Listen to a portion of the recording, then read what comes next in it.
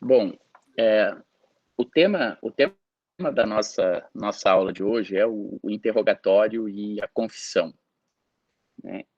Curiosamente, estava até preparando a aula agora de manhã, relendo os pontos principais, assim, da doutrina, das discussões de jurisprudência sobre a matéria, vendo o tema no meu manual, tudo assim, praticamente, e por isso justifico os textos que nós colocamos, talvez nesse ponto da Maíra um pouco menos, porque trata de um aspecto jurídico, mas praticamente todas as discussões sobre interrogatório e confissão são tratadas sem nenhuma preocupação, né? Por exemplo, a preocupação que vocês viram no podcast da Lívia, quando ela método do interrogatório, qual a técnica do interrogatório, como que você deve perguntar, etc., fechamento. Essas são discussões que passam assim, totalmente ao largo das discussões probatórias, né? Então, Professor, do ponto de vista jurídico, não, oi, não sei se é só para mim, mas está travando um pouco. Não tá dando para pegar muito. Pra mim tá normal. tá travando? Pra mim tá normal.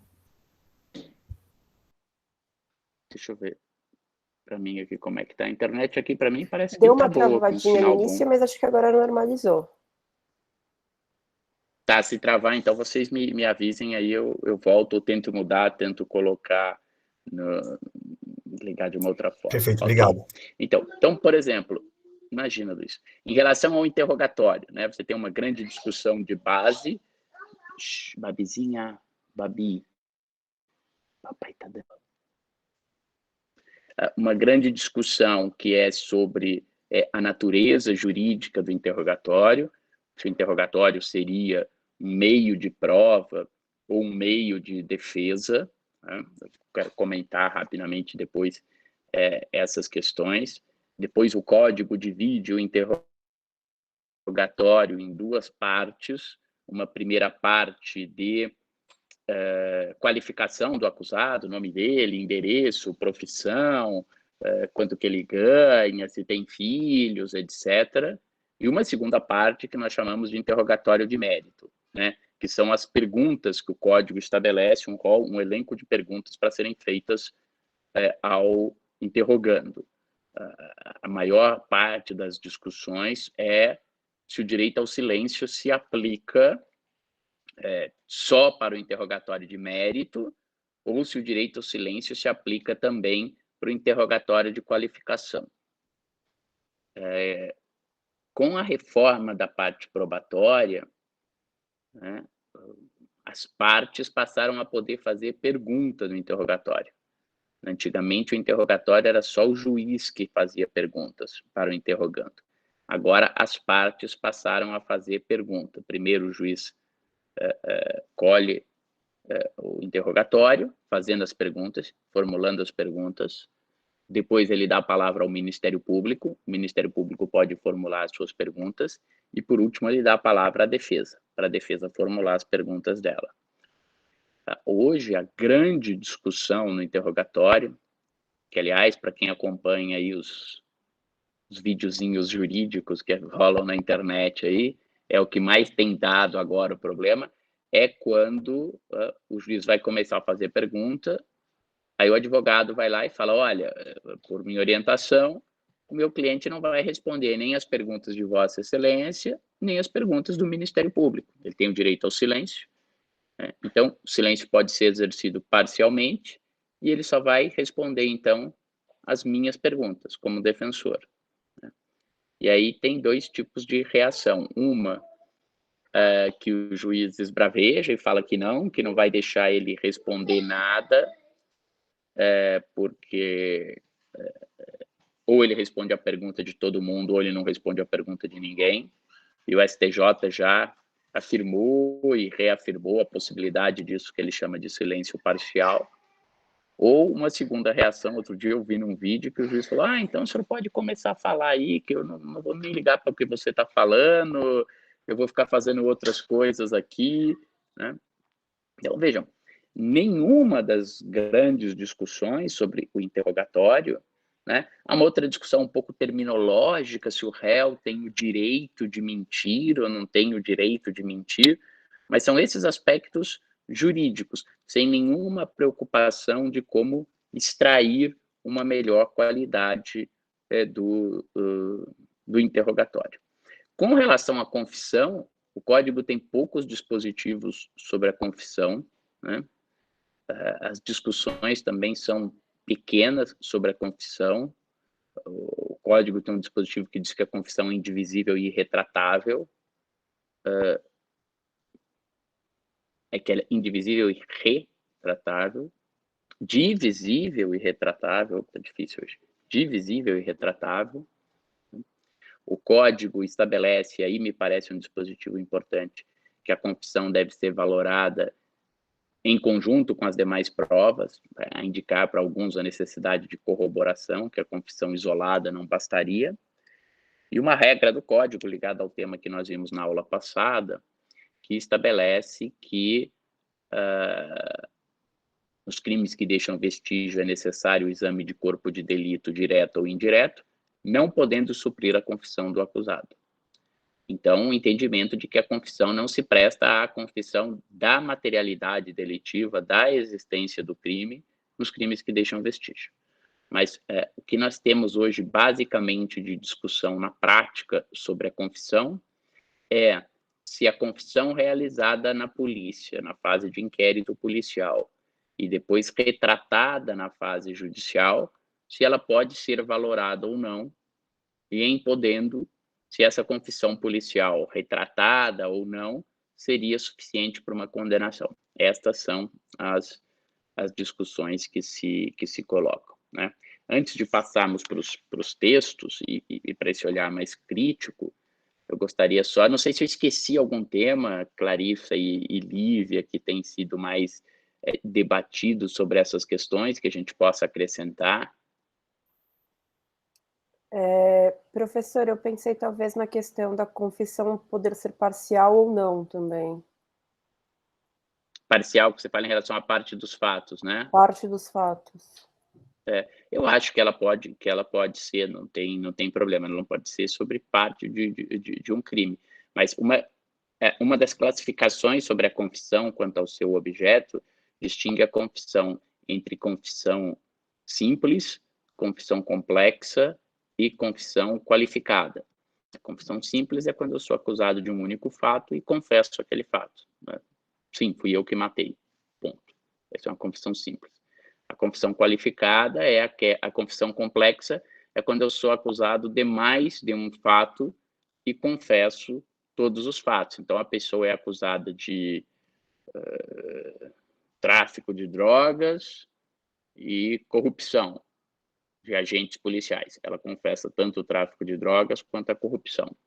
Eu não vejo por que, Lívia, numa situação dessa, de confissão complexa, eu não posso dizer, olha, tudo bem, o tráfico de drogas eu estava fazendo, a droga era minha, estava na minha casa, mas não houve tentativa de corrupção. Ao contrário, o policial que tentou me extorquir, pedir um dinheiro para que eu não fosse preso. Acho que é possível.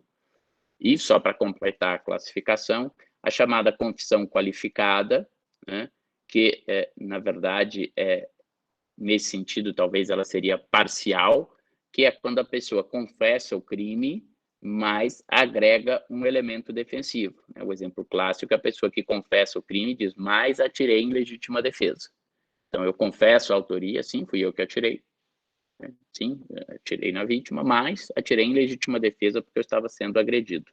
E aí, em relação à confissão qualificada, é que se coloca a questão da, deixa eu dar a palavra, Laura, da divisibilidade da confissão, né, prevista como característica da confissão, ou seja, o juiz pode aceitar parte da confissão. Né? Se nós pegarmos lá os clássicos, lá, Malatesta, Mittermeier, tal, antigamente se falava que a confissão era indivisível, ou seja, ou eu aceitava a confissão como um todo, ou eu não aceitava nada. Depois mudam para a divisibilidade da confissão. Então, nesse caso, seria possível aceitar parte, na parte que eu digo, sim, fui eu atirei, e eles falar, mas a legítima defesa não tem provas, ou você não agiu em legítima defesa, e a pessoa acabar condenada, embora ela tenha confessado, mas dizendo, atirei em legítima defesa. Pois não, Laura? Não, a minha dúvida fica quanto, por exemplo, tem 3 corréus e 2 confessam, mas dizem que o terceiro não estava envolvido. E eu já vi muito juiz considerar isso como uma confissão parcial e não considerar para redução da pena. Mas se a pessoa está confessando os atos dela, isso não... Como que você lida com isso, assim? E aonde sim se encaixaria? Tá, veja bem, eu acho que nesse caso já existe a confissão, Laura, e ela tem que ser valorada, inclusive, para fins do redutor da pena. Porque, vamos dizer assim, a confissão, ela é um ato personalíssimo, eu só confesso fatos meus, né? A confissão, ela é um ato voluntário e um ato expresso. No processo penal, nós não temos, por exemplo, uma confissão tácita, como tem no cívil, porque não contestou, etc. É personalíssimo porque só o próprio acusado pode fazer. Eu não posso confessar por advogado, não tem como alguém me dar uma procuração no processo penal dizendo, olha, confiro poderes para confessar em meu nome, né? Mas a confissão, por definição, é a pessoa que reconhece, na qualidade de investigado ou de acusado, fatos contra si, contrários ao seu interesse. É que nas situações que eu tenho corréus, e que hoje o grande tema é a delação premiada, muitas vezes a pessoa, além da confissão, que diz respeito a ela, né, ela profere também uma declaração heteroincriminatória. Ela incrimina os corréus. Mas na parte que ela incrimina os corréus, tanto que mesmo antes da mudança do Código, do 188, que permite agora que as partes formulem perguntas, já se discutia se o corréu delatado, e muito antes de delação premiada, né, bem antes das discussões de delação premiada, se quando eu tinha essa declaração heteroincriminatória dos corréus, se esse corréu tinha ou não direito a fazer pergunta, né? E havia uma divisão na doutrina, mas uma posição que me parecia correta era que sim, porque nessa parte, esse ato não tem natureza estritamente de confissão. Ele se assemelharia mais a uma declaração testemunhal, embora não o seja, porque o interrogando não é testemunha. Então, essa posição me parece equivocada, né? Porque ele confessa em relação a si. Então, eu vou lá e digo, olha, eu cometi o crime.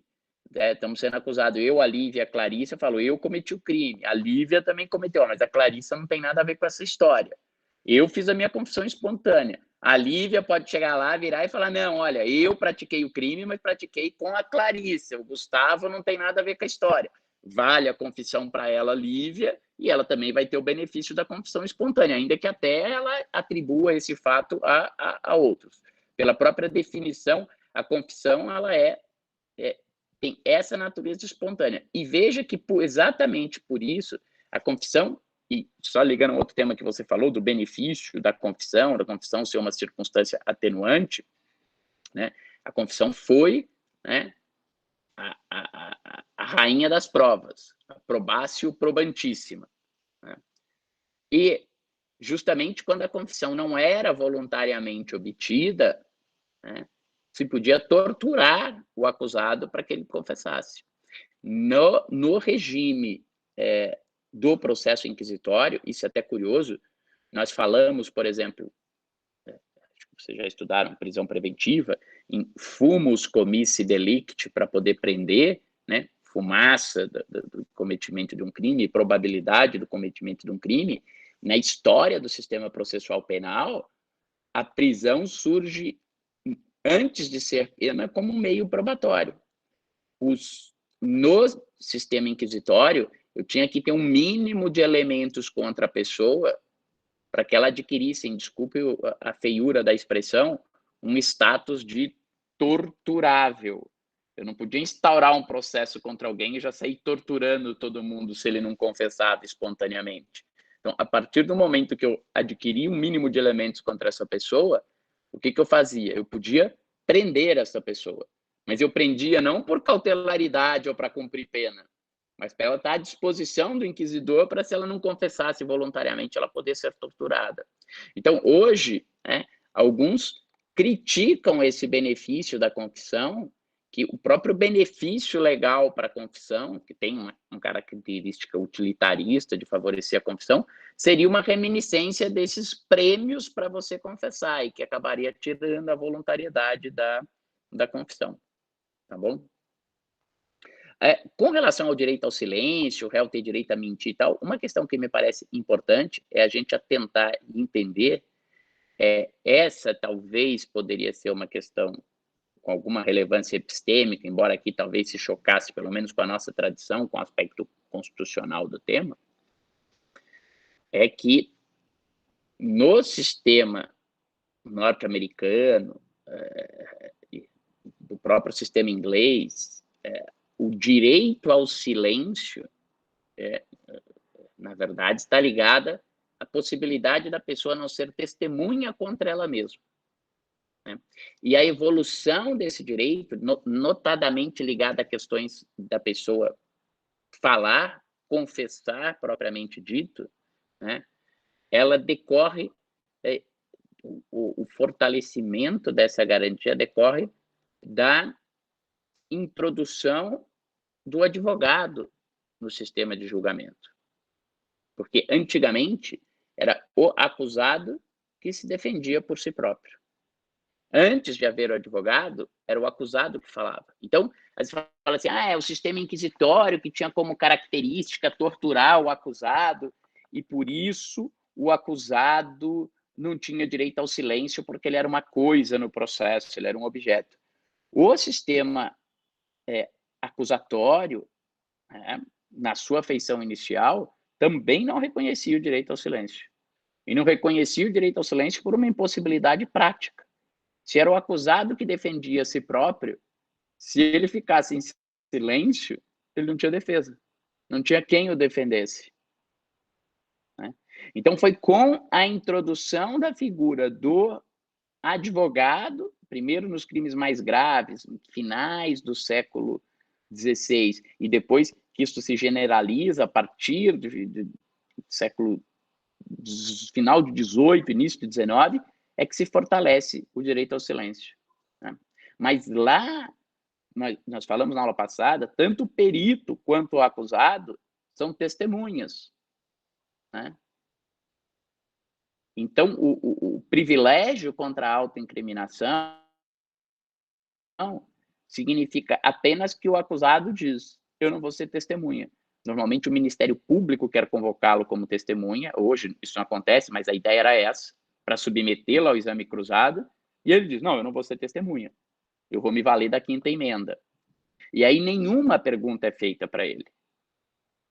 Por outro lado, se ele, por convocação do Ministério Público, ou, às vezes, por desespero de causa, quando o júri está quase perdido, por convocação do seu advogado, diz, ok, eu vou ser testemunha, eu vou me submeter ao exame cruzado, ele tem que responder todas as perguntas. Então, lá, o privilégio contra a autoincriminação é um tudo ou nada.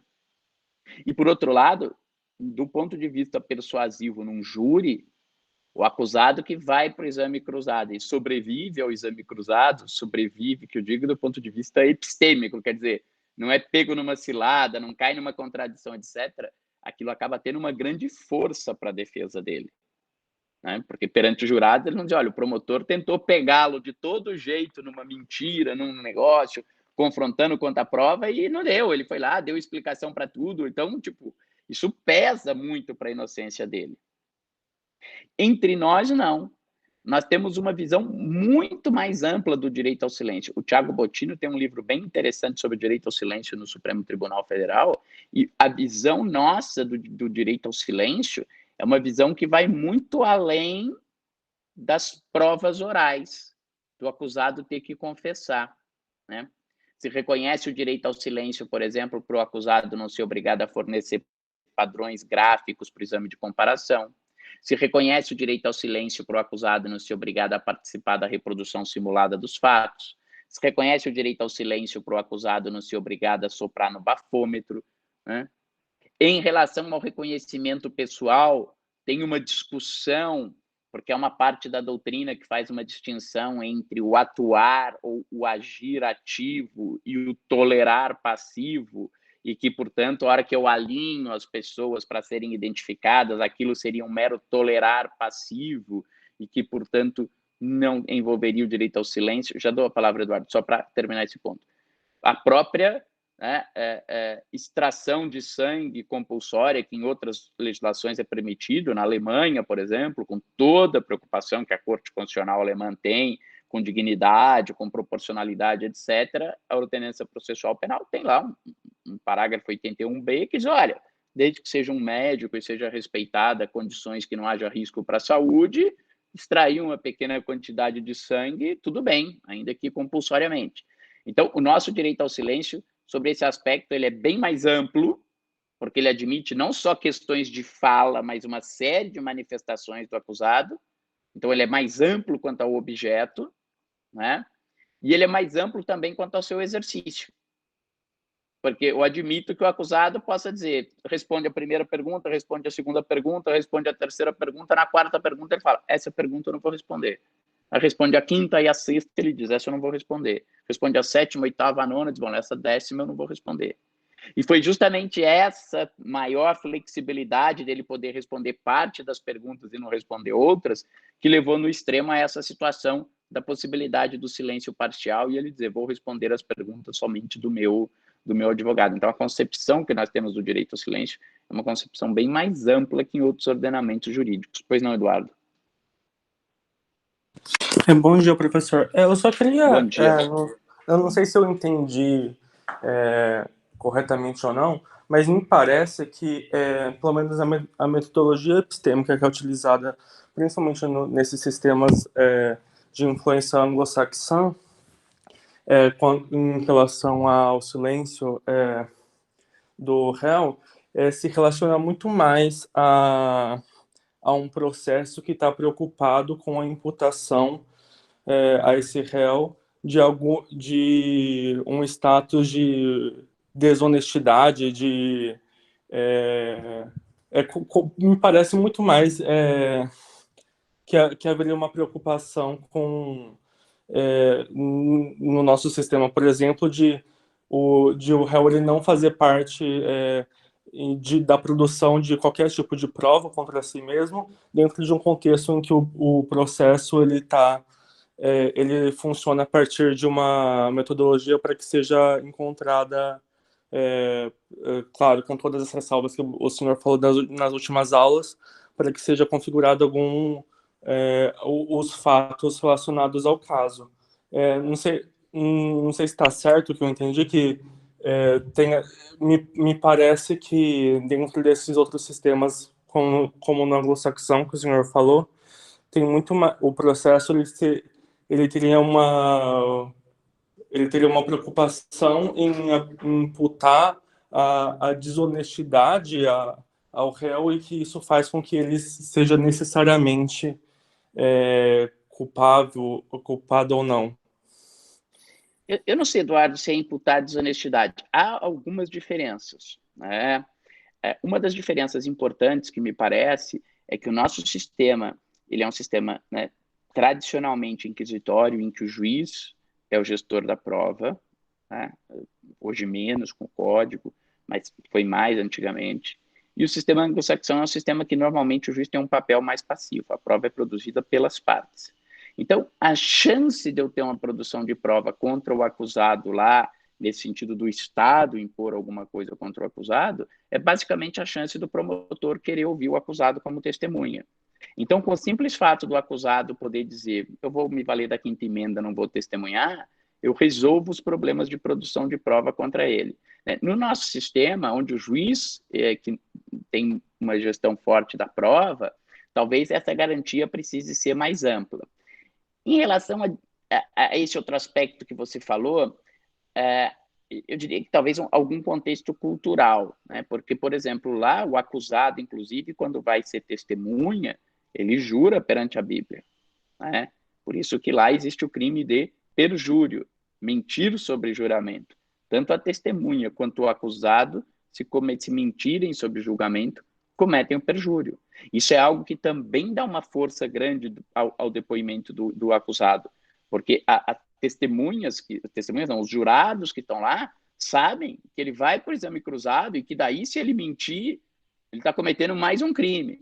Talvez a gente pudesse até falar, bom, dentro de uma balança aí de perdas e ganhos, é melhor correr o risco de mentir, tomar uma pena de perjúrio, do que ir para o corredor da morte ou ter uma prisão perpétua por um homicídio, né? Mas nós devemos lembrar que lá, em tese, o júri pode ser por qualquer crime, não é só por homicídio, né? Crimes não tão graves.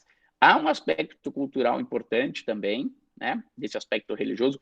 Há um artigo do Garrapon muito interessante que se chama Julgar na América e na França.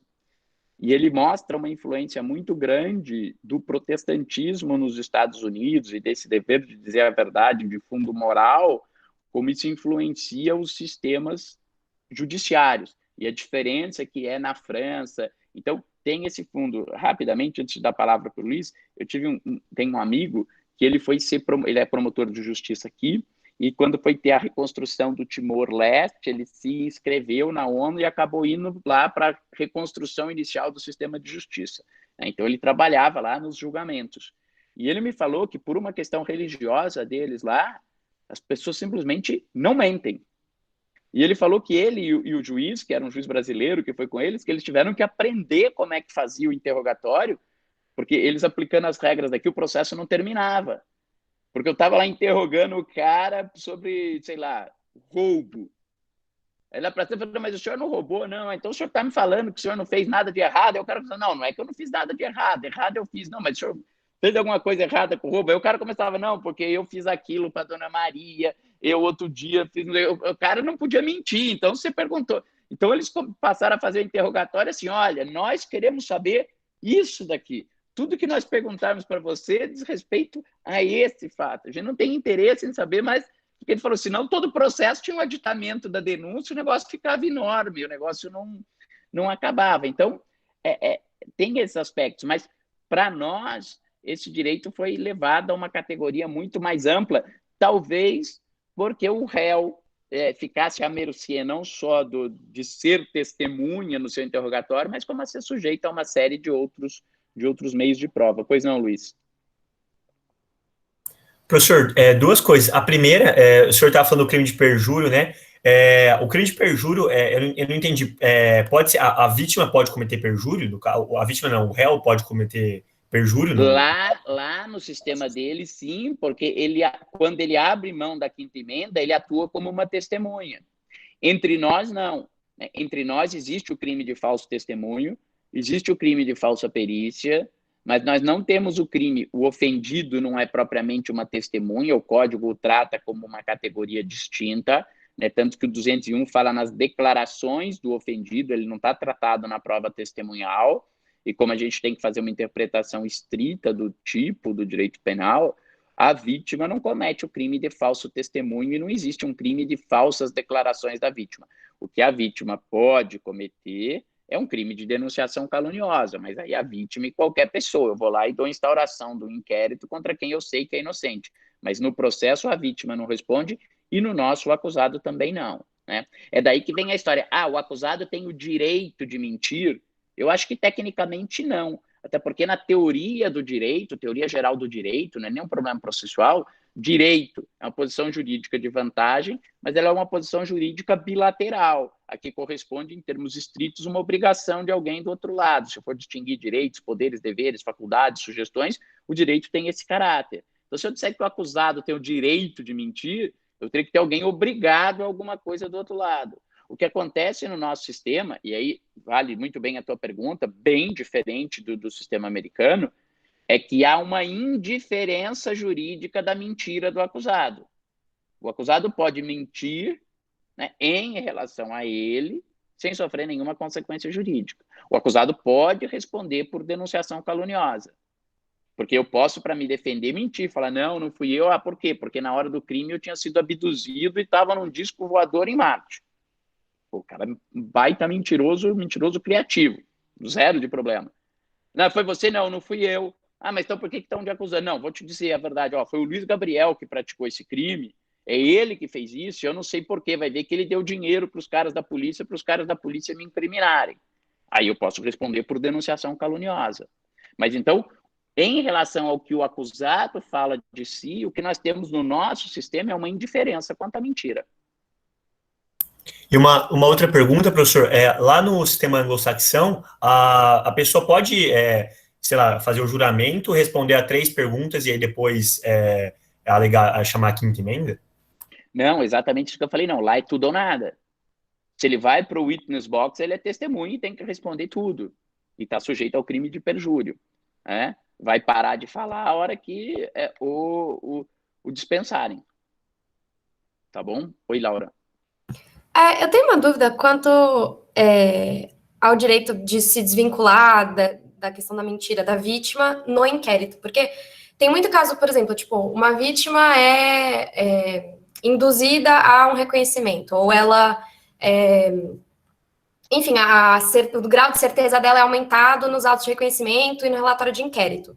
Em audiência, já vi muito caso de vítima ter muito receio de desmentir a versão apresentada no inquérito, porque por medo de ou ela ser denunciada por, sei lá, por caluniar tanto o réu... Denunciação caluniosa. Por denunciação caluniosa quanto ao réu, ou então quanto aos policiais por má conduta, e daí fica nesse limbo e a pessoa acaba não tendo coragem de falar como realmente ocorreu. E se essa imunidade, digamos, de não ter esse compromisso de dizer 100% a verdade, se ela seria vinculada também a atos que não estão ligados ao testemunho em juízo.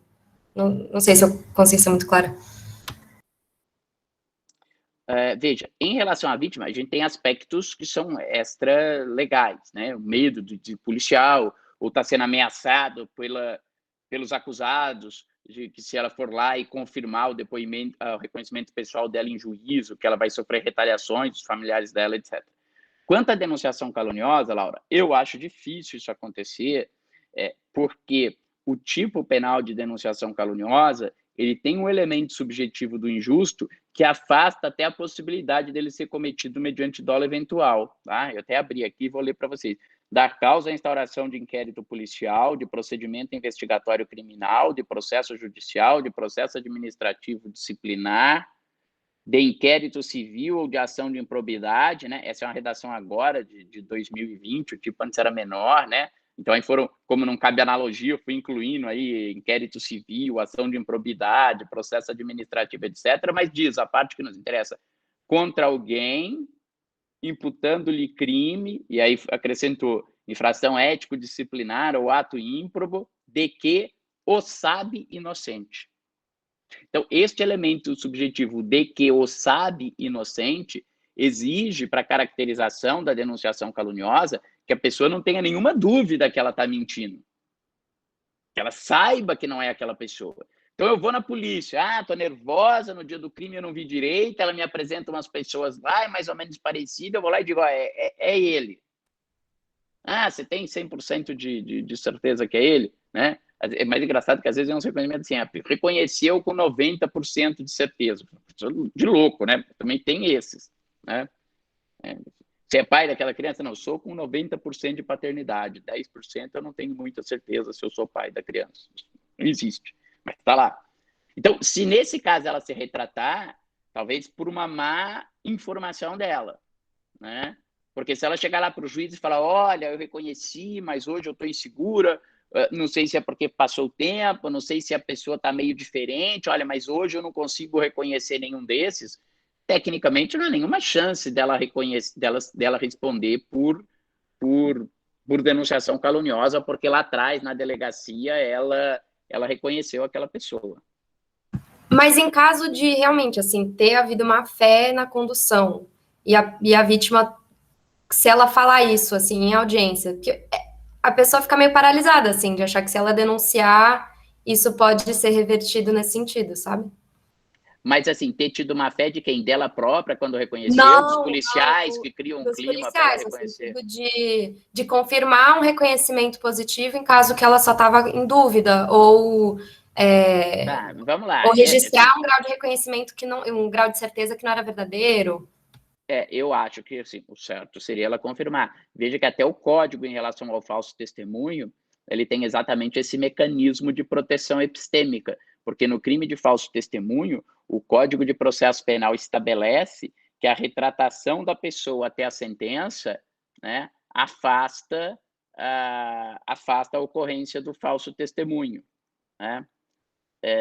Parágrafo 2º do 342, que trata do falso testemunho, estabelece: o fato deixa de ser punível se antes da sentença, no processo em que ocorreu o ilícito, no processo em que houve o falso testemunho, né, o agente se retrata ou declare a verdade, né? Então, agora, eu vou te dizer uma coisa que uma vez, uma das primeiras delações premiadas que eu participei, na lei antiga ainda, era um rapaz que tinha ido para a Holanda, trouxe êxtase e tal, e era um outro cara que agenciava os rapazinhos lá, tal, e que era até filho de uma juíza federal, esse que era o chefe da organização criminosa, tal. Aí o cara chegou aqui em Guarulhos, foi preso, e aí o outro, que era o cara que estava vindo com a droga, ia vir 2, 3 dias depois. Aí ele falou que queria fazer uma delação, alguém me chamou, não me lembro quando. E a gente foi lá. Aí esse rapaz virou e falou pro agente da polícia: olha, mas se eu fizer a delação, a lei diz que vocês garantem minha integridade. Vocês garantem minha integridade? O delegado falou: a lei também diz que garante para você acesso à saúde, acesso à educação, acesso ao transporte, tudo isso. O delegado foi muito honesto, falou: a gente tenta.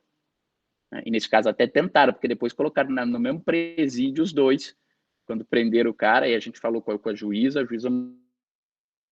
mandou tirar o delatado do mesmo presídio, tudo tal, né? Então, essa situação, né? Meu irmão relata um caso que uma vez um funcionário dele, ele me fez a mesma pergunta. O cara foi lá, reconheceu o cara na polícia, e reconheceu mesmo quem tinha roubado o carro dele. Antes da audiência, foram lá os comparsas do cara, bateram na casa dele, falou: ó, nós sabemos que você mora aqui, tua mulher trabalha em tal lugar, teus filhos estudam em tal escola, e semana que vem tem audiência lá do meu brother lá.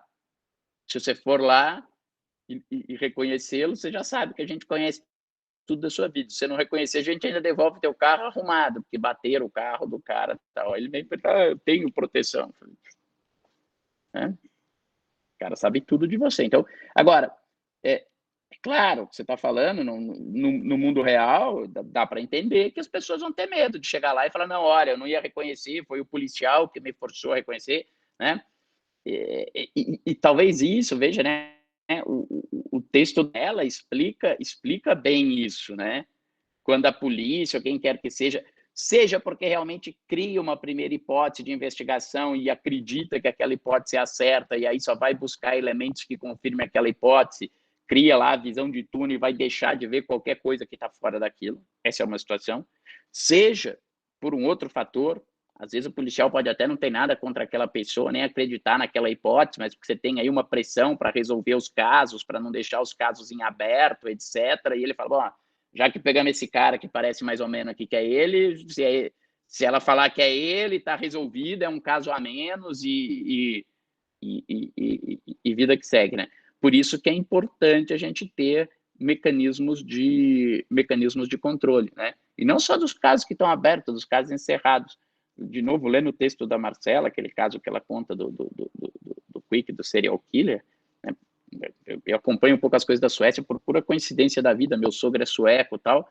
Agora, eles reabriram o caso do assassinato do Olof Palme, que era o primeiro-ministro deles, e disseram que o carro estava aberto, insolúvel, e agora, 30 anos depois, não sei quantos anos depois, reconheceram que coincidentemente, era um cara que tinha estudado, sido colega do meu sogro, esse que agora eles apontaram como o... Quer dizer, apontaram como o autor dos fatos. A gente não tem nenhum mecanismo de controle, né? Parece que a hora que a polícia diz: encerrei o caso, né? Acabou. É uma pedra sepulcral sobre aquele fato e ninguém mais vai investigar, ninguém mais vai cogitar se aquilo pode estar certo, se aquilo pode estar errado, o que acontecia, o que não acontecia. Então, há esse aspecto. E a isso corrobora, Laura, um outro ponto, que talvez seja o ponto principal para nós falarmos da confissão. Depois queria até que a Lívia falasse um pouquinho do interrogatório, um pouco do texto dela, das técnicas do interrogatório, é que entre nós, ao meu ver, não se dá, e confesso, queria ouvir também a Clarissa sobre isso, o nosso código diz que a confissão é retratável, né? Eu gosto muito de uma expressão do Galdino Siqueira, que ele diz: não existe um direito adquirido à confissão, né? Se a confissão é retratável, isso, quando eu digo que algo é retratável, vamos lá, vocês estudaram que nos crimes de ação penal pública é condicionada à representação do ofendido, a representação do ofendido é retratável até o oferecimento da denúncia. O ofendido vai lá, representa, o Ministério Público pode oferecer denúncia, certo? Se antes de oferecer denúncia, o ofendido vai lá e fala, retiro a representação, o que acontece? Não pode mais oferecer denúncia. Ninguém vai chegar e falar, mas por que você retirou? Ó, você está sendo bobinho, porque você foi ameaçado para representar só. Retirei porque eu posso me retratar. Aí o código vai lá e diz, a confissão é retratável, né? Eu posso me retratar da confissão. Só que entre nós, é comum, talvez hoje menos, mas fulano vai lá, confessa na polícia, aí chega em juízo, o juiz, o senhor confessou, mas olha, eu quero aqui me retratar, porque lá na polícia eu confessei, porque eu apanhei, porque eu fui pressionado, porque isso, porque aquilo.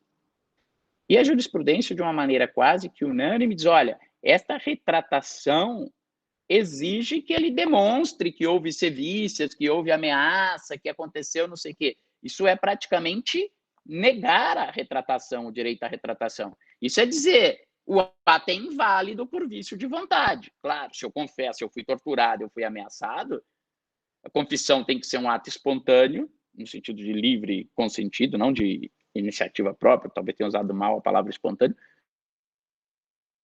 Eu digo, se eu fui coagido, não tem valor jurídico, mas isso não é retratação, né? O código diz que ela é retratável. Então, você deveria poder dizer, me retrato, por quê? Porque me retrato. Então, quer dizer que a confissão é retratável, muda o código. Diz, olha, a confissão feita na polícia é irretratável. Confesso que, do ponto de vista epistêmico, a retratabilidade da confissão me parece algo meio esquisito, porque eu tenho alguém que chega que confessa, que dá elementos, que fornece dados, que diz que fui eu não chegaria ao ponto de dizer que só mediante sevícias ou violência que ele poderia se retratar. Mas eu não poder valorar aquilo, posso até valorar o contexto e entender, estava sendo ameaçado, mas talvez seja complicado, mas de qualquer forma a lei diz isso. Pois não, Clarissa? Bom, eu queria só fazer um comentário sobre isso, porque eu acho que o que a Lívia vai falar aí sobre os métodos de inquirição vai ser bem mais demorado. É porque sempre que eu vejo na lei penal, processual penal ou civil, essa ideia de retratabilidade, e no Código de Processo Civil foi mantida, né, a ideia de irrevogabilidade, indivisibilidade, dá muito a noção de que os códigos aderiram à ideia de que a confissão é um negócio jurídico, o que é altamente discutível, né? O Nelson Nery Júnior segue essa linha no processo civil, da confissão como um negócio jurídico, e se a gente pensa que a confissão é um elemento de prova, fica muito complicado. Acho que no processo penal especificamente, preferível seria pensar que a confissão na fase do inquérito não é um elemento de prova, né? É uma informação obtida no inquérito, e aí encarar como tal na sua eficácia probatória, e não é absoluta, e valorar sempre de uma maneira mais contundente as provas produzidas em contraditório. Mas, e essa discussão, acho que ela se reforça quando a gente pensa na confissão como um requisito para a colaboração premiada, porque aí a gente tem um outro problema, que é também aquela questão epistêmica, né? Até que ponto a pessoa confessa porque realmente cometeu aquele ato, ou porque existe algum interesse por trás, né, de criar uma narrativa, está defendendo, né, uma outra narrativa por alguma razão específica. Então, acaba sendo muito interessante. Acho que essa expressão retratabilidade ou revogabilidade, ela não resolve nada. Pelo menos essa é a impressão que eu tenho, como o professor falou. Não é muito epistêmico pensar numa confissão retratável ou mesmo irretratável, como é no processo civil, divisível, indivisível. Esses termos não se aplicam muito a um elemento de prova, né? Eu concordo, Clarissa, antes da palavra ao Luiz e a Lívia, estou de pleno acordo. E veja que, inclusive, tanto ela tem que ser valorada de acordo com outros elementos, que o nosso Código Penal prevê o crime de autoacusação falsa. Quer dizer, a pessoa pode confessar que ela não praticou tanto, eu reconheço que eu incrimino isso. Né? Pode ser por motivos possíveis, né? O pai que confessa o crime para proteger o filho, porque sabe que foi o filho que praticou o crime, pode ser por ameaça, então vou confessar por medo, acontece um crime lá na cela, lá, o chefe da cela pega a faca lá, põe na mão do preso qualquer e fala, toma que esse crime é teu. E o cara vai confessar. Seja, como você disse, porque está recebendo dinheiro para desviar a atenção de quem é o verdadeiro autor do delito. Então, trabalhar com a retratabilidade, eu nunca tinha pensado por esse aspecto, mas acho que você tem toda a razão, é seguir uma linha de negócio jurídico. Claro, o negócio é um pouco aquela discussão que chega a ser terminológica, né? O reconhecimento, qual a diferença da natureza jurídica do reconhecimento do pedido e da confissão, não sei o quê, mas substancialmente, no fim do dia, eu estou dizendo, são certos direitos em que a manifestação de vontade das partes sobre exercer ou não esse direito, resistir ou não a uma pretensão contrária a esse direito, tem eficácia jurídica.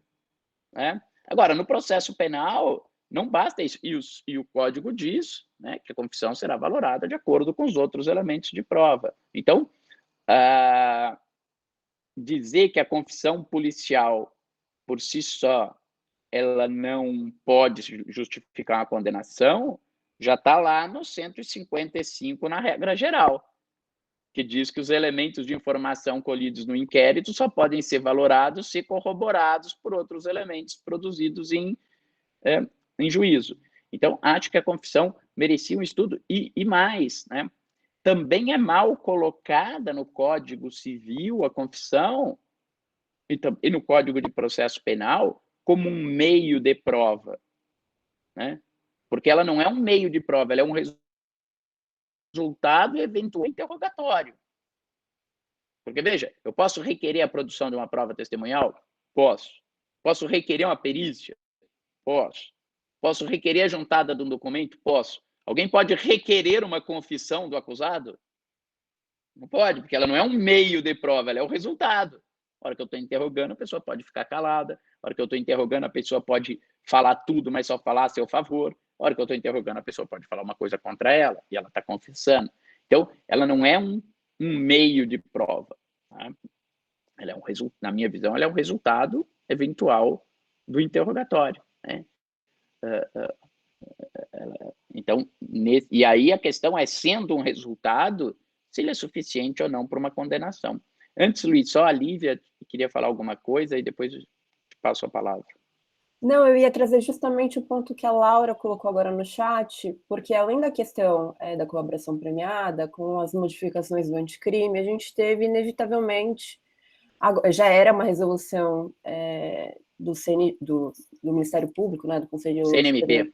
Exatamente, mas agora a gente tem no 28A a obrigatoriedade da confissão para o acordo de não persecução penal, professor. E eu queria um pouco saber, assim, a sua opinião justamente sobre o tema, porque, primeiro, a obrigatoriedade da confissão está no caput, diferente dos outros incisos de reparação do dano, renunciar voluntariamente os bens.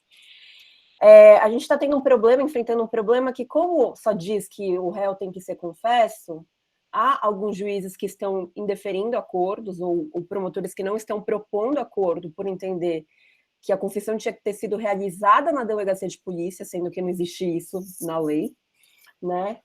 E isso me parece justamente um grande impeditivo do objetivo do acordo de não persecução penal. E me parece ainda mais preocupante, talvez, o fato que, será que era necessária a confissão para formulação do acordo de não persecução penal? Porque se a gente for olhar a transação penal, não existe essa obrigatoriedade. E seguindo uma lógica sistêmica, me parece talvez mais um resquício também sistêmico de uma patologização da confissão. Então, eu queria saber um pouco a sua opinião sobre isso. E se você acha que o entendimento está certo de, talvez, achar que isso teria que acontecer na delegacia de polícia. Eu acho que não, já vou responder. Só antes eu dou a palavra para o Luiz, aí eu já respondo os dois, tá, Lívia? Pois não, Luiz? Não, eu também queria falar, em cima um pouco do que a Clarice falou, professor, queria perguntar duas coisas, né? O senhor comentou do 155 que a confissão tem que ser somada a outras provas, né? Mas eu queria saber, assim, se existe a possibilidade, assim, porque, por exemplo, assim, um crime que ninguém conhece nenhum outro fato, a pessoa vai lá e confessa, e aí é oferecida a denúncia, e aí depois a pessoa se retrata. Queria saber se existe essa possibilidade, e também um pouco o senhor falar justamente da confissão e do crime, da confissão retratável posteriormente, do crime de autoacusação falsa. Como que ficaria isso? Tá, então vamos lá. Só responder a questão da Lívia primeiro e já respondo a sua. Bom, Lívia, eu tenho as mesmas inquietações com você, e você, talvez eu seria até mais radical. Eu não só acho que não deveria exigir a confissão, como deveria haver uma regra expressa dizendo que no nosso caso, havendo confissão, que ela não vale para nenhum outro setor. Né? Vamos lá. Talvez isso venha do fato de que, quando foi feita a regulamentação, ela regulamenta também, depois logo veio uma regulamentação conjunta dos acordos de delação premiada pelo próprio Ministério Público, e no acordo de delação premiada, de colaboração premiada, a confissão porque o delator é quem confessa a sua própria prática criminosa e incrimina terceiros. Não existe colaboração premiada sem confissão. Outro dia fui chamado a dar um parecer num caso em que era isso, era um fulano que fez a colaboração premiada, continuava no conselho de administração de uma empresa. Os minoritários falaram, olha, esse cara, pela lei lá das SAs, ele não tem idoneidade para continuar no conselho, porque ele fez um acordo de colaboração premiada envolvendo lavagem de dinheiro, corrupção, organização criminosa, etc. E aí a defesa dele era, não, mas eu não confessei nada, eu só fiz o acordo. E aí a discussão era, é possível ter um acordo de colaboração premiada sem confissão? Me parece que evidentemente que não. Acho que nem o Ministério Público poderia aceitar. E isso deve ter influenciado a elaboração do ANPP, que foi feita, veja, se nós compararmos a regulamentação legal, a disciplina jurídica do ANPP com a transação penal, a transação penal é muito mais pobre. O ANPP se valeu daquela tipologia da colaboração premiada. Quem faz a proposta, o outro aceita, vai para o juiz homologa, depois da homologação, quem cumpre, se retratar, o que acontece. E aí usaram ao espelho e semelhança a colaboração premiada. Como você bem lembrou, a transação penal, que também rompe com o princípio da obrigatoriedade da ação penal, não exige confissão. Aliás, ela vai além. Ela diz que aquele acordo não tem efeito de título executivo judicial nocível, no parágrafo 6º do 76, justamente para estimular a transação penal e resolver o problema penal. É como se eu tivesse dizendo, faz esse acordo aqui, que o penal está resolvido. Isso aqui nem vai impactar depois o resto da tua vida. Se tiver uma demanda civil, você vai brigar lá no civil. Isso aqui é só para resolver o problema penal. Né? Então, não tenho discussão de culpa ou inocência, tenho um acordo, sofro consequências penais. Suspensão condicional do processo. Eu não rompo com a obrigatoriedade da ação penal, porque a denúncia é oferecida, rompo com a indisponibilidade da ação penal, faço o acordo, cumpro as condições, extinta a punibilidade. No ANPP, por que dessa confissão? Ele é um acordo individual. Ele não é uma colaboração premiada que eu tenho que trazer terceiras pessoas. Então, a minha visão parece que porque é mais amplo. E veja, transação penal envolve crimes de baixa gravidade. Pena máxima até 2 anos. Mínima vai ser 6 meses, 3 meses, 1 mês. Suspensão condicional do processo envolve crimes de média gravidade. Né? Pena mínima de 1 ano, nós vamos ter pena máximas de 4, 5, 6 anos. Acordo de não persecução penal envolve crimes graves. Pena mínima de 4 anos, inferior a 4 anos, nós temos crimes com pena máxima de 10, de 12 anos. Basta ver que lavagem de dinheiro admite a ANPP isoladamente, próprio pertencimento à organização criminosa, se não for uma organização criminosa com violência ou grave ameaça, permite acordo de não persecução. Então, e aí vem aquela ideia, poxa, então eu vejo 2 resquícios, um psicológico e um jurídico de influência da colaboração premiada, mas nenhum dos 2 se justifica. E o resquício psicológico vem, na minha visão, da confissão ser a prova probantíssima. Né? Borges da Rosa dizia, nada acalma mais o espírito do juiz do que uma confissão do acusado.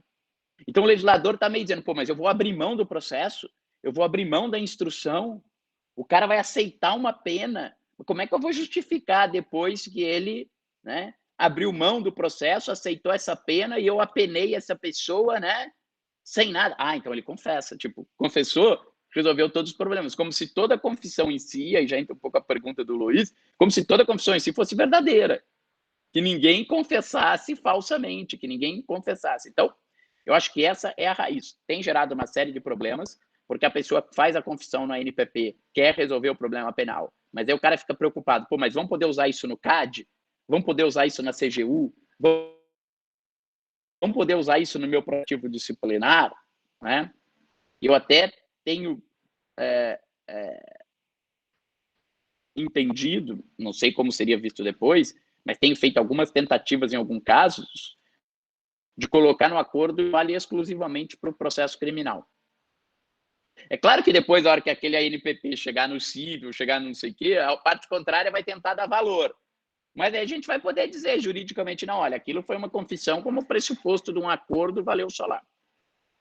Ela gera um problema grande de imparcialidade também, Lívia, porque a lei prevê que se a pessoa descumprir o acordo, ela pode ser denunciada. O juiz da execução que vai verificar o cumprimento do acordo comunica ao juiz, os autos vão para o MP oferece denúncia.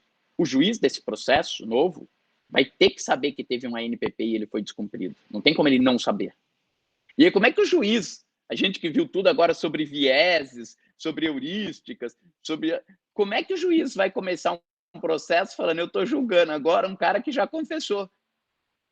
Como é que ele vai achar que essa pessoa pode ser inocente?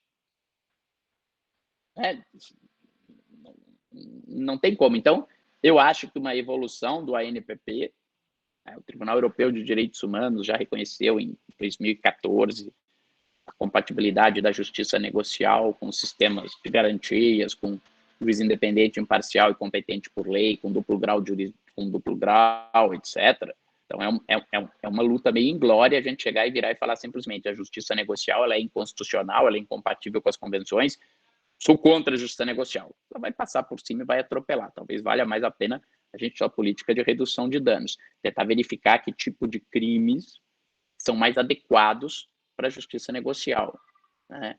E tentar ir melhorando esses institutos. Certamente uma revisão legislativa do ANPP, ao meu ver, deveria excluir essa exigência. E a lei também não fala confissão espontânea, uma confissão inicial, né? Então, é exigência que tenha confissão, mas não há nenhum marco temporal da confissão. Eu não veria nenhum problema de chegar o inquérito para o Ministério Público, mesmo sem confissão daquela pessoa. Tenho lá o pressuposto do ANPP, porque é um crime sem violência ou grave ameaça, com pena mínima inferior a 4 anos. O promotor chama um investigado e fala, olha, a situação é essa, estou aqui para te denunciar, tem a possibilidade de um acordo. Você não confessou na polícia, né? Mas você pode confessar, confessa lá no gabinete, faz um termo dizendo que o cara confessa, não sei o que, tal. Confessa, faz a proposta do acordo, estabelece o acordo, não vejo nada de ilegal nisso. Como também fala, o Ministério Público poderá propor o acordo de não persecução desde que é suficiente e necessário para a prevenção. Fala que o Ministério Público pode propor, mas também não tem nada que afaste a possibilidade de que seja o próprio investigado que levante a possibilidade do acordo. Luiz, só me refresca aqui, além da questão da confissão, você falou da confissão em relação à autoacusação falsa, o que você queria saber, se ele pode se retratar? Isso, exatamente. Olha, eu vou até ver o tipo penal aqui, mas me parece que no autoacusação falsa não tem nenhuma possibilidade de retratação como extinção da punibilidade, né? E veja que o falso testemunho está no 342 e tem o parágrafo dizendo o fato deixa de ser punível se antes da sentença no processo em que ocorreu o ilícito a agente se retrata ou declara a verdade. Na autoacusação falsa, no artigo imediatamente anterior, 341, acusar-se perante a autoridade de crime inexistente ou praticado por outro, pena detenção de 3 meses a 2 anos ou multa, sem nenhuma previsão de retratação. Então, pelo dispositivo, pelo código, não teria esse efeito de excluir o crime pela simples retratação depois da confissão da autoacusação falsa. Então, Acho que o grande estilo...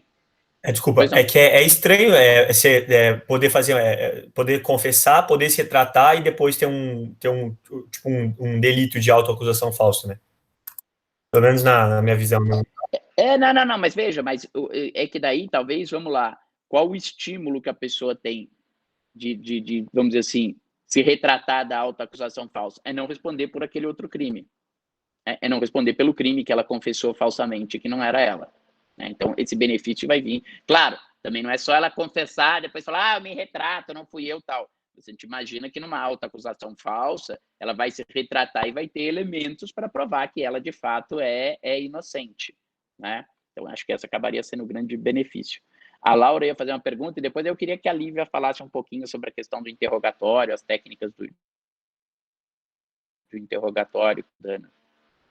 Laura, acho que está sem Eu só som. esqueci de abaixar a mão, era só sobre questão de descumprimento do acordo e oferecimento de denúncia, mas já falou.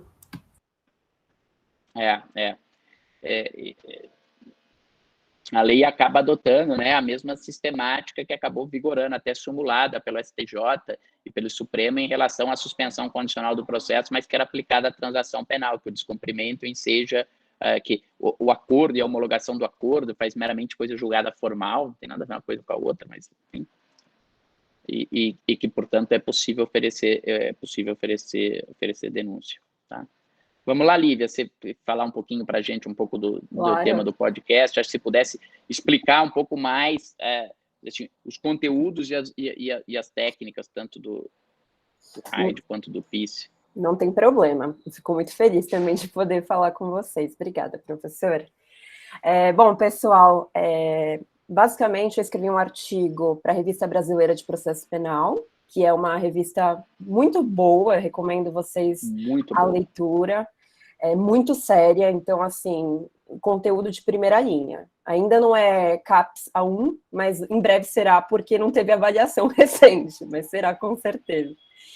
Né, Lívia, só falando, Sim. E é online, gratuita, disponível, você pode entrar lá, baixa todos os textos em PDF, tudo, tal, é uma belíssima publicação.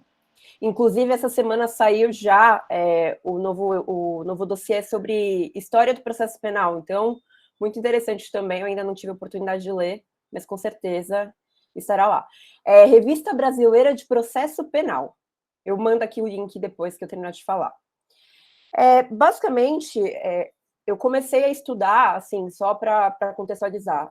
Hoje em dia eu faço uma pesquisa relacionada à investigação criminal, sob orientação do professor Gustavo Badaró, e o meu objeto de estudo está relacionado à epistemologia jurídica, né? E o professor já falou no início, assim, das primeiras aulas, que a epistemologia jurídica, ela também busca uma visão para além das regras processuais que a gente tem agora, né? E uma interface que temos muito grande na epistemologia jurídica é com a psicologia cognitiva, porque para poder propor melhorias nos nossos sistemas, a gente precisa também conhecer a realidade, a gente precisa conhecer como que as coisas estão sendo feitas no mundo, em geral. E algo que me incomodou sempre, muito, na verdade, foi a questão que não existem pesquisas empíricas relacionadas à confissão ou a interrogatório aqui no Brasil. Não existe. Não existe absolutamente nada. Existe um outro estudo, mas ainda não dá para dizer que é algo assim, algo concreto. É muito mais assim uma análise com espaço amostral pequeno, uma percepção de alguém que foi na delegacia de polícia e acompanhou uma determinada delegacia de polícia. E basicamente, a maioria das pesquisas empíricas que existem sobre métodos de interrogatório, sobre reconhecimento de pessoas, sobre outras temáticas, provas periciais, vem, então, dos Estados Unidos. E foi lá que eu comecei a olhar, enfim, o sistema e perceber o que os dados indicavam. E aí, algo que me chamou atenção é que 36% dos casos olhados pelo National Exonerations, que olham as condenações de pessoas que foram depois, revisão criminal, basicamente, as pessoas acabaram depois sendo reconhecida a inocência, 36% dos casos provinham de falsas confissões. E aí, basicamente, por que isso acontece, né? Lá existe uma metodologia que foi depois ampliada para todos os lugares do mundo, praticamente, porque existe uma empresa que se chama John Hyde. Eles promovem, assim, treinamento para... até mesmo para você ser um bom entrevistador, convincente e tal, para vendas. Então, se você eventualmente quer vender um produto, quer ter sucesso, eles vendem esse serviço. E esse método se chama método Hyde também. Ele foi implementado por 2 estudiosos, assim, na verdade, um era investigador de polícia e o outro era diretor do Departamento de Perícias, em Chicago, em 1946, e eles criaram uma metodologia que eles diziam que era infalível para a extração de confissões, né? E essa metodologia, ela tem 9 passos. Ela foi empregada também num contexto em que não se podia mais, assim, foi, na verdade, a corte americana entendeu que alguns métodos de interrogatório violavam a Constituição, e que você não poderia fazer mais interrogatórios super demorados, com privação de sono, com privação... basicamente uma tortura soft. Então, como a corte já havia decidido que essas técnicas não poderiam ser utilizadas, porque, obviamente, afetam a dignidade humana, foi necessário, então, na cabeça desses interrogadores, né, criar uma metodologia nova. E essa metodologia, ela é muito, assim, interessante do ponto de vista do estudo da psicologia cognitiva, porque ela mescla, assim, uma capacidade de quem conduz a entrevista de ludibriar a pessoa que está sendo entrevistada, pressionar, enganar, tudo isso é admitido. E até hoje acontece muito, né? O caso principal, assim, que é emblemático, é o caso do Central Park. Eu não sei se vocês conhecem, mas dos Olhos que Condenam, existe no Netflix, é uma série real de 5 meninos negros que foram detidos no Central Park, acusados de terem estuprado uma menina. Eles não se conheciam, na verdade, um ou outro se conheciam, e eles foram levados para a delegacia. O método Hyde foi implementado, e, no fim, eles acabaram fazendo confissões que sequer o conteúdo batia uma com a outra. Então, porque um falava que enterrou a menina em tal lugar, enterrou não, né? Porque ela ficou viva, mas que estuprou ela de tal jeito, que outra pessoa participou, e as coisas não batiam. Então, era assim, não havia um sentido no conteúdo material daquelas confissões. E eles foram condenados, e recentemente eles foram, o caso deles foi revisto, porque o verdadeiro autor do crime, ele acabou confessando, e aí o material genético que foi guardado, que isso é uma coisa muito importante também, porque o grande problema, talvez, no Brasil que a gente tem é que a gente não tem essa cautela nos elementos, né? A gente não tem essa custódia dos elementos depois do crime também. E aí foi feito, então, o DNA, e aí realmente bateu com essa segunda pessoa aí que assumiu a autoria. Mas, assim, o método, de forma resumida, tem lá no artigo, eu mando para vocês, são 9 passos, mas começa já com a incriminação, já com a proposição de que a pessoa é culpada. Lá também tem o direito que não digo direito, mas, assim, é admitido que os policiais possam, de alguma forma, blefar. Então, eu sei que foi você que fez isso mesmo. Realmente, a gente já falou com a Mariana realmente já confirmou que você é o autor do crime. Ou até, Lívia, só desculpe, a própria discussão do dilema do prisioneiro, né? Porque o outro já disse que foi você para o A, eles dizem que o B já disse que o B participou, e para o B eles dizem o A já disse que você participou, e aí eles podem fazer esse tipo de estratagema, vamos chamar assim, de astúcia para tentar forçar a pessoa a confessar. Por isso a história de que a pessoa é estimulada a ser o primeiro a confessar, porque ela pensa que o outro vai confessar, e você está falando que o outro confessou, e assim por diante. Exatamente. E resumidamente, assim, os passos estão descritos no artigo, eu mando para vocês, mas, assim, eles fazem interrogatórios muito longos, e, no fim das contas, muitas pessoas que acabam passando por esses 9 passos confessam. Assim, é realmente toda uma manipulação psicológica muito forte. E o que aconteceu é que vários psicólogos norte-americanos passaram, então, a estudar essa relação das confissões com as condenações injustas. Cassim, Léo, Richard, pessoas muito importantes. E isso começou a chamar uma certa atenção, né, de que esse método seria questionável. Nos Estados Unidos ainda continua existindo, mas como isso foi importado para outros países, por exemplo, o Reino Unido se utilizava também muito dessa metodologia, isso começou a gerar aí alguns problemas jurídicos, denúncias perante o TED, que é o Tribunal Europeu de Direitos Humanos. E, paralelamente, no início dos anos 2000, na verdade, no fim da década de 90, no início dos anos 2000, surgiu, então, uma outra técnica que se chama técnica PICE. É muito interessante, eu não sei quem fez o curso do IDDD gratuito recentemente sobre questões probatórias, mas chamaram, então, investigadores de polícia para falar como que eles aplicam hoje em dia isso no Reino Unido. E o que eles disseram é que rompeu-se a mentalidade para a construção de uma nova metodologia, principalmente por conta da pressão dos advogados do Reino Unido de dizerem, não, isso não está certo, não é assim que se procede, a gente não vai querer que o cliente seja ouvido dessa forma. Tudo isso em fase de investigação, é claro, eu não estou falando em juízo, tudo isso que eu estou falando é na fase de investigação. E lá eles criaram uma técnica que é muito diferente, se chama PICE, que é Preparation, Planning, Engagement, e o último eu não lembro agora de cabeça, Account Closure and Evaluate, na verdade. E agora ele já está em outros países, mas basicamente o que eles privilegiam uma escuta ativa, empática, as perguntas, isso que é muito importante dizer, o principal marco são perguntas abertas, que tentam também preservar a memória de quem está sendo ouvido. Essa técnica ela é tão positivamente observada que ela não é somente para interrogatório, mas também para testemunhas em geral, tá? O final é muito importante, porque a pessoa também tem a possibilidade de rever tudo que ela falou, adicionar pontos, ver se foi exatamente aquilo que ela quis dizer.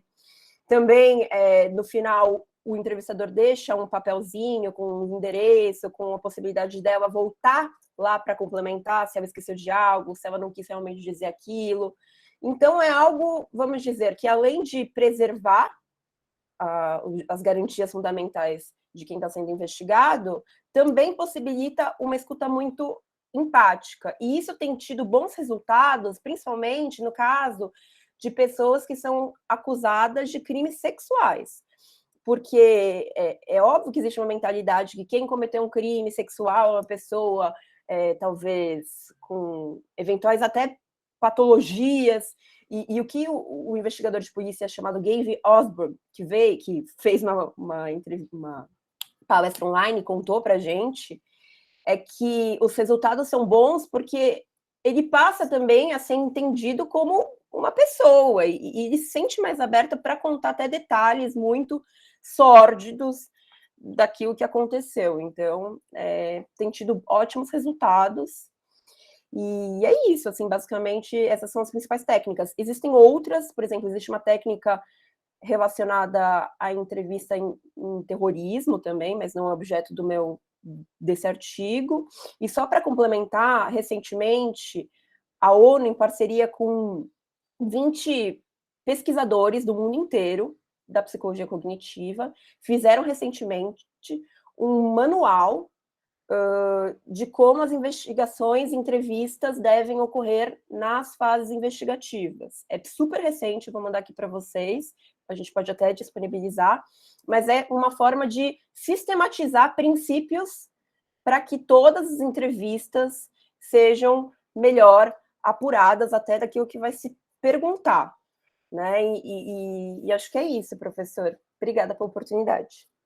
Obrigado, Lívia. E vejam, essa questão de nós melhorarmos a técnica, a gente pode estar pensando, isso é longe de mim, eu não sou investigador de polícia, mas hoje, por exemplo, as investigações privadas nas grandes corporações é cada vez mais uma realidade para os acordos de remediação, leniência, e normalmente, embora empresas de investigação participem de uma fase das investigações internas das empresas, principalmente para colheita de dados eletrônicos, para cruzamento de dados, etc. Kroll e outras empresas grandes do mercado têm feito isso. Os escritórios de advocacia são contratados para conduzir a investigação e na parte das entrevistas, né, quem faz são os advogados. Então, isso é algo para o qual, veja, nós temos que estar preparado que amanhã ou depois pode fazer parte do nosso dia a dia profissional. E se você tiver uma técnica que é mais empática e que tem chance de fornecer melhores resultados, é óbvio que você vai ter uma performance muito melhor, né? A sua investigação privada ou corporativa vai entregar um resultado muito melhor do que alguém que acredite que pode atuar com esses métodos policiais. Até porque, vamos e venhamos, dificilmente numa corporação você vai fazer um interrogatório com privação de sono, com não sei o que, tal, né? Então, é que haja esses avanços e que nós percebamos, quer dizer, a Lívia deu exemplos, os nossos trabalhos, nós estamos indo buscar em pessoas que fazem trabalhos empíricos, né? O trabalho jurídico ainda é muito um trabalho de revisão bibliográfica, de meramente pegar e falar, o fulano diz isso, não sei quem diz aquilo, essa corrente A defende isso com base no argumento 1, a corrente B defende aquilo com base no argumento 2, eu acho que a corrente B está certa, porque a minha leitura constitucional do artigo tal, esse é o correto, né? Quando isso pode gerar um distanciamento das técnicas jurídicas de resolver os problemas que efetivamente são os problemas, né, que o processo tem que entregar para a sociedade, né?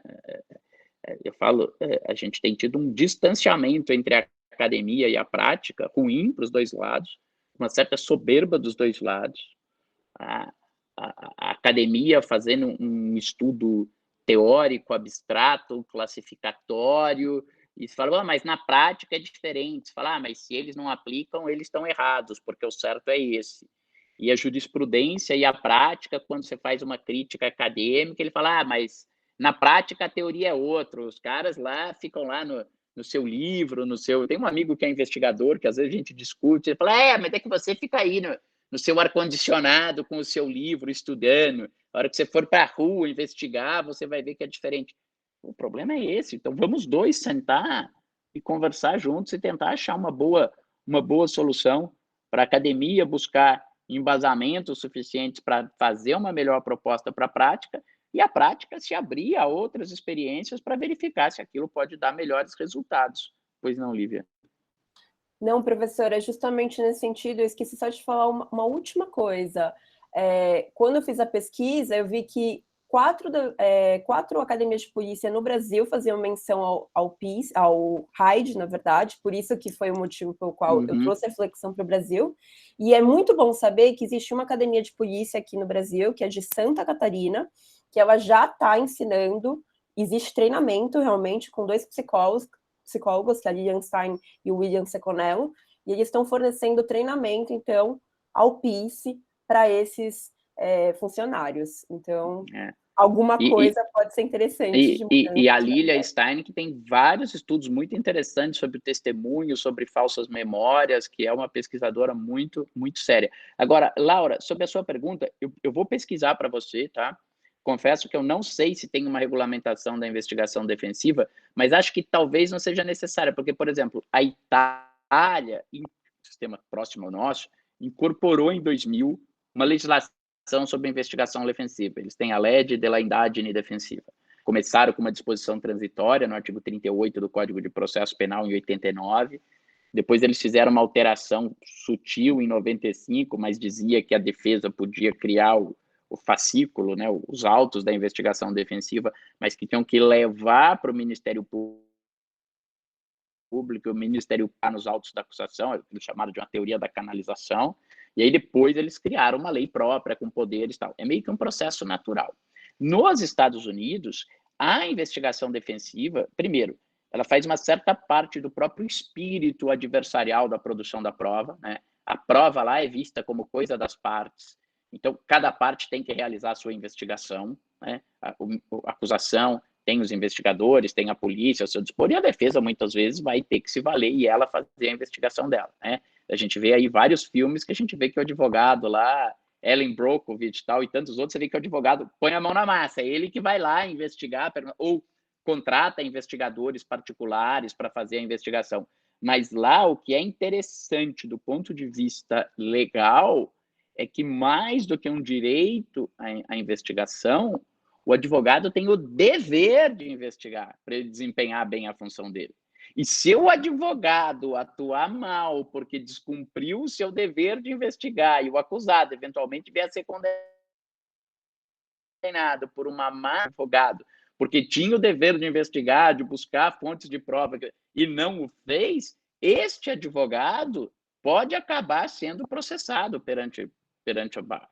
Então, isso, inclusive, às vezes a gente vê em alguns seriados, né, em que depois o advogado é questionado, aquilo fica lá quase como uma mácula, um fantasma na carreira dele, porque no caso tal, ele tinha informação, poderia ter aprofundado, poderia ter ido atrás da prova e não o foi. Então, imagino, pesquiso para a próxima aula, mas imagino que por ter uma matriz semelhante de sistema adversarial, etc., que não seja sequer necessário que haja uma disciplina disso. E não há, e para nós, só complemento, é também uma salvaguarda para o advogado ter essa regulamentação, ainda que mínima. Por quê? Porque se eu chamo uma testemunha no meu escritório, o cliente fala, fulano de tal, eu chamo, eu gravo, falando dia tal, tantas horas, e eu vou perguntar para ela, olha, fulano de tal, me indicou seu nome, se ela comparecer espontaneamente, claro, indicou teu nome, pois não, então, ele está sendo acusado de tal coisa, eu queria saber o que você tem de conhecimento dos fatos, você sabe isso? Sei. Você sabe aquilo? Não, aquilo eu não sei. Você sabe aquele outro? Isso eu sei. E disso, sobre esse assunto? Não, isso eu não tenho conhecimento. Então tá bom. Porque hoje, se uma testemunha chegar lá, foi ouvido na polícia, falou meia dúzia de coisas porque perguntaram aquela meia dúzia de coisas. Aí eu chamo ela no meu escritório, não gravei essa entrevista. Depois chegar em juízo, eu começar a perguntar um monte de coisa diferente, ela responder.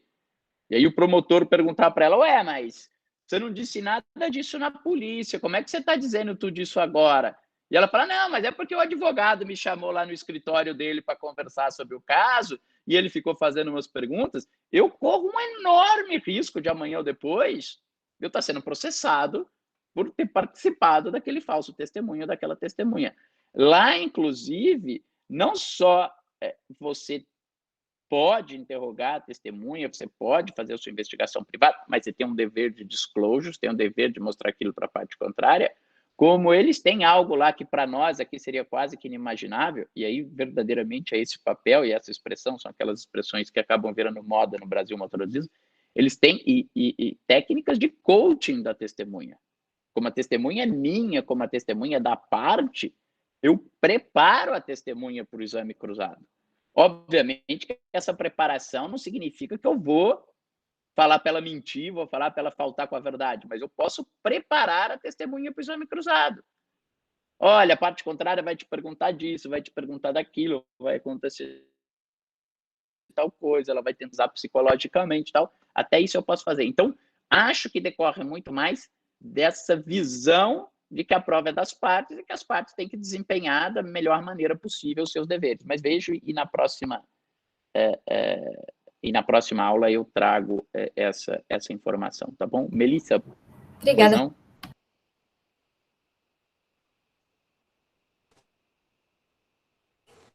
Oi, professor. Acho que a Melissa tinha levantado a mão, ou não? Oi, Melissa. Tá dando para ouvir. Oi, tá dando para mim? Tá. Sim? Eu ouvi um podcast não é exatamente do Innocence Project, eu esqueci o nome agora, mas a Wrongful Conviction. Eu ouvi vários episódios e a impressão que eu fiquei sobre a investigação defensiva norte-americana foi mais, na verdade, de ter muito advogado que não faz a parte dele de defesa, inclusive advogados sobrecarregados, era um fator enorme nas taxas de condenação errônea.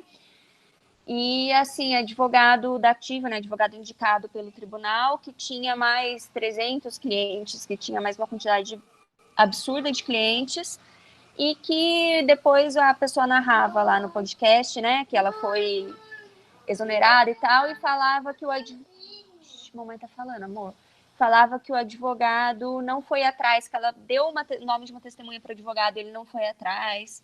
Então, eu acho que a realidade, assim, de uma boa investigação defensiva acaba muitas vezes sendo mais de advogados um pouco mais, como é que fala, um pouco mais comprometidos e um pouco mais que tem condição de receber dos clientes e tudo mais, porque o que me pareceu foi que os advogados dativos de lá têm uma dificuldade muito grande, muitas vezes, de fazer a investigação defensiva.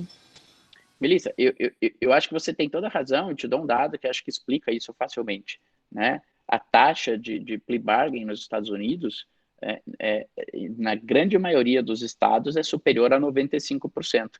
Né? Não chega até a ser curioso a gente falar. O modelo adversarial é o modelo do júri, em que as partes são litigantes, uma com a outra, submete a testemunha ao exame cruzado, etc., né? Isso não é o modelo, isso é a exceção da exceção da exceção.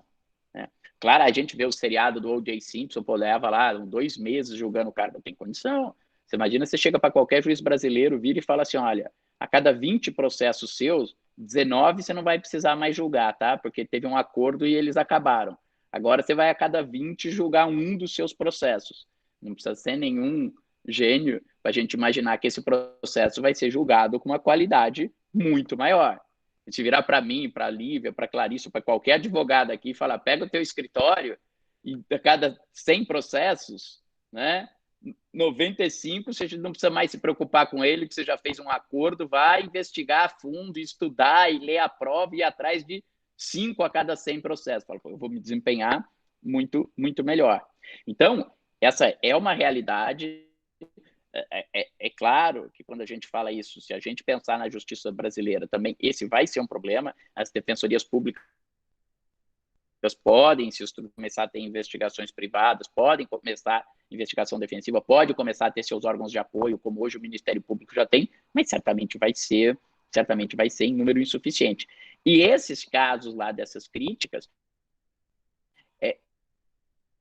imagino, não li, mas é que muitas vezes são condenações frutos de acordo, Melissa, entendeu? E aí o Ministério Público tem uma investigação inicial, usa aquela prova inicial dela com efeito persuasivo, né? Fala, tenho isso, não adianta. E há um outro detalhe lá, é que o custo da defesa, muitas vezes, quando não é arcado pelo Estado, e aí é sobrecarregado, é arcado pela própria parte.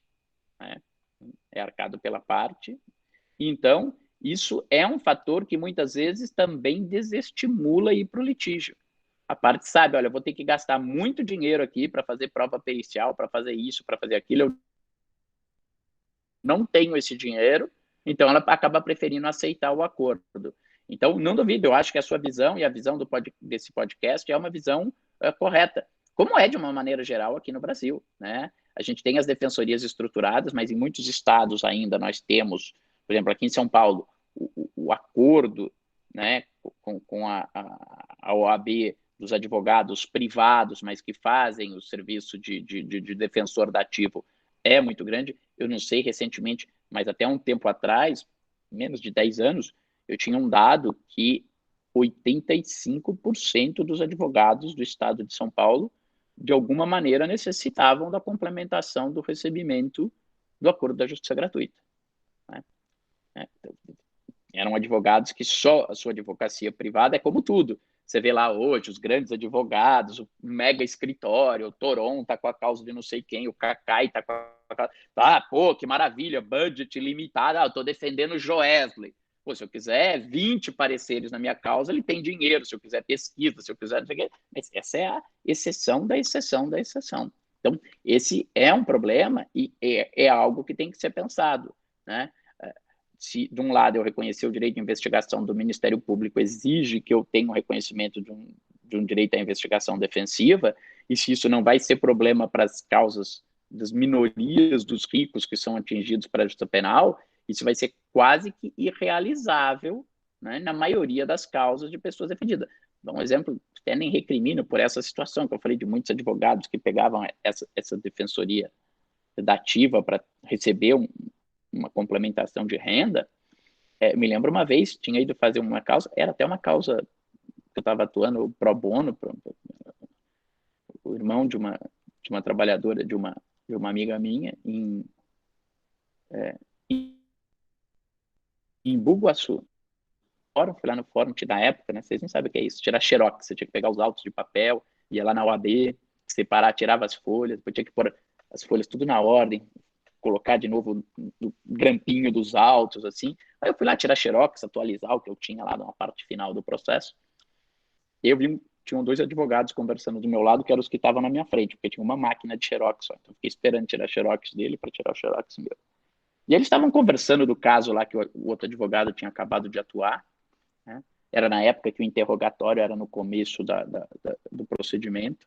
E aí o advogado estava falando que pegou o cara, tal, que estava atuando, que fez o interrogatório, que ele fez um pedido lá de liberdade provisória para o juiz no interrogatório, depois que o réu foi ouvido, e que o juiz indeferiu. Eu confesso que eu não vou me lembrar agora qual era o fundamento, mas eu vi que na hora, quando ele falou que indeferiu, eu falei, meu, negócio mais absurdo o indeferimento. Se entrasse com HC, o Tribunal de Justiça daria, até o Tribunal de Justiça de São Paulo colocaria o cara em liberdade. E aí o advogado falou para o outro lá, entrar com HC para ele. Ele falou, não, eu estou recebendo só para defendê-lo na ação penal. Recebendo o dinheiro do convênio, né? Na hora da vontade de falar assim, moço, então tira 2 cópias dele aí daqui para mim. Habeas corpus é ação popular, deixa que é o que eu entro aí, que não precisa. Então, essa, Melissa, é uma realidade, mas assim, é melhor que nós comecemos e com o tempo procuremos implementar essa realidade do que nunca começá-la sob o argumento de que dificilmente todos vão ter acesso a isso, né? E a gente vê como faz a diferença, né? A gente vê hoje aqui no Brasil o Innocence Project numa escala menor, num número de casos menores, ou outros casos que mesmo sem ser o Innocence Project, o IDDD e outros institutos privados acabam conseguindo resultados muito bons. Acho que foi ontem que foi julgada a revisão criminal em relação àquele reconhecimento fotográfico. Ângelo Gustavo. Do Ângelo Gustavo. Exatamente. Então, quer dizer, é importante que nós tenhamos isso, falo como defensor, é importante que nós tenhamos uma regulamentação da investigação defensiva, isso vai dar força, isso vai dar, vamos dizer assim, inclusive, maior segurança para a realização desses atos, né? E com isso a gente pode ir começando a mostrar esses erros, espero, né? Imagino que, por exemplo, nos Estados Unidos, para pegar um exemplo seu, até porque eles têm a preocupação com os acordos, né? O próprio Ministério Público e o Estado têm um dever de fazer uma accountability, de verificar os casos de acordo errôneo, etc. Por quê? Porque quando entidades começam a mostrar que tem um monte de coisa errada, o próprio Estado vira e fala, deixa eu me movimentar. Nós vimos na aula passada os estudos sobre prova pericial, né, que foram feitos a partir do quê? Da constatação de erros de certos métodos que não eram técnicos. Então, acho que a hora que a gente tiver uma regulamentação de investigação defensiva, ainda que comecem em casos pequenos, mas em casos emblemáticos, como ontem, esse caso de ontem e outros casos, isso pode acender uma luzinha amarela lá e falar, o negócio não está funcionando bem, alguma coisa está errada, vamos tentar ver o que a gente pode, melhorar. E aí, se abrir para essas questões, estou tendo erro em provas periciais, então vamos ver a qualidade da nossa perícia, vamos ver como é que a gente pode melhorar a perícia. Eu estou tendo erro nas confissões, então vamos ver quais são as nossas técnicas de interrogatório, vamos melhorar as técnicas de interrogatório e assim por diante. Oi, Clarissa. Não, eu ia fazer só 2 ponderações que são independentes. Uma conjectura minha sobre o sistema da investigação defensiva nesses países de common law. Eu imagino que essa investigação ela vai se desenvolver, como você mesmo falou, Gustavo, quando você está defendendo alguém, você não vai levantar a lebre de, por exemplo, participar da prova pericial se a pessoa não é minimamente suspeita. Eu imagino que lá também, mas de alguma forma o fato de existir a investigação defensiva, efetivamente, né, ele pode contribuir para não criar necessariamente esse viés, ou seja, se é papel do advogado investigar, o fato dele estar investigando não coloca o cliente dele numa condição tão suspeita como entre nós, se houver uma mínima suspeita, querer participar de uma prova pericial ou acompanhar, né, a oitiva desse sujeito como testemunha, que aqui pode gerar um viés mais forte. Eu não sei se essa conjectura está correta. E a segunda ponderação, eu não sei se a Lívia falou aí, ela fala no artigo e no podcast, que esse método Hyde, ele pode ter sido introduzido entre nós, a gente não tem muitos estudos, até intuitivamente, né? Por aquilo, nos manuais da polícia, ou até por aquilo que a gente conhece dos filmes, os policiais adotarem essa prática sem a gente ter algum controle, né? De repente a gente está fazendo isso, muito provavelmente está adotando, né, vieses inerentes a esse método, mas isso não é tão institucionalizado como era, né, nos Estados Unidos. Então, era só isso que eu queria falar. Eu acho, Clarissa, que sim, até porque ele é um método que, de uma certa maneira, como disse a Lívia, ainda que ele tenha sido, vamos dizer assim, um sucedâneo a uma proibição de abusos maiores, né, ele é um método baseado numa posição de força, numa posição de desequilíbrio estrutural entre quem está interrogando e quem está sendo interrogado. Né? Ainda que lá eu possa chamar o advogado quando eu estou sendo interrogado, etc. E, tal, né? E aqui que são características comuns do nosso sistema. Né? Então, talvez até por empirismo, por erro, por acerto, pelos investigadores irem tentando, se eu tento e quero resolver o caso, sabendo que eu tenho mais poder de quem eu estou entrevistando, me parece que ainda que eu não adote o método, é muito mais natural que eu vá para técnicas mais semelhantes ao método Hyde do que ir para uma outra técnica, para uma outra visão mais empática, mais de tratar, como disse a Lívia, o interrogando como um sujeito, como uma pessoa, para ele se sentir à vontade, etc. Acho que no Brasil, tudo que alguém não se sente quando está numa delegacia de polícia sendo interrogado é à vontade. Né? Por mais bobinho que seja a pessoa, ele vai falar, esse cara aqui do lado é meu inimigo, o cara tá querendo me enganar, o cara tá querendo extorquir uma confissão minha e fingindo que é meu amiguinho. Então, a gente já tem as condições adversas e, como você disse aí, por ver filme, não sei se por estudo, por preparação, eu acho que o método tenderia para isso. E da sua primeira observação, Clarissa, eu acrescentaria um outro dado.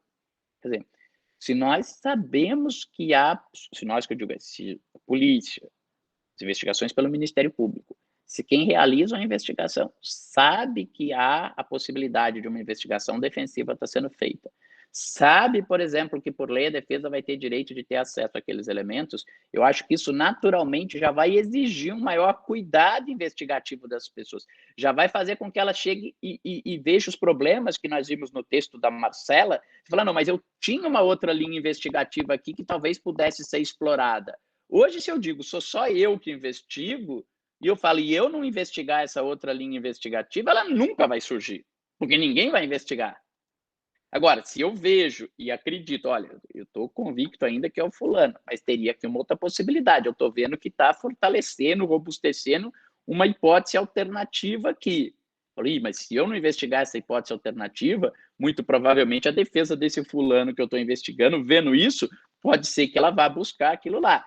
Também pode exigir, né, desses investigadores um aprimoramento, para ele falar, já que a minha investigação vai estar sujeita a um escrutínio, a um controle de uma outra investigação paralela, eu tenho que melhorar a qualidade dela. Eu tenho, ainda que seja para justificar que essa hipótese está descartada, e quem sabe daí ele vai atrás de algum elemento daquela hipótese, quebre um pouco a visão de tudo e acabe se convencendo que aquela outra hipótese é a correta. Então, eu acho que o simples fato dos órgãos oficiais saberem de que há uma possibilidade de uma investigação defensiva, que há uma possibilidade de uma dialética ali, pode os forçar a buscar uma melhor qualidade da investigação deles. É isso, pessoal. Mais alguma coisa? Então, tá bom. Semana que vem nós vamos falar de delação. Claro, a gente pode falar de outros aspectos de delação, mas vamos tentar nos concentrar nesses aspectos. Eu sei que o tema da delação é um tema apaixonante, mas nesses aspectos epistêmicos. Mas a gente fala um pouquinho antes de como começa, como se desenvolve, as etapas da delação, mas para daí explorar esses aspectos do valor que a palavra do delator tem, tá bom? Obrigado, boa semana para todos. Tchau, Clarissa. Tchau, Lívia. ótimo. Todos estão em aberto. Obrigada. Laura, Luiz, Boa até semana que semana. vem. Douglas, abraço Obrigado, a todos. professor. Até Boa logo. semana. Obrigado.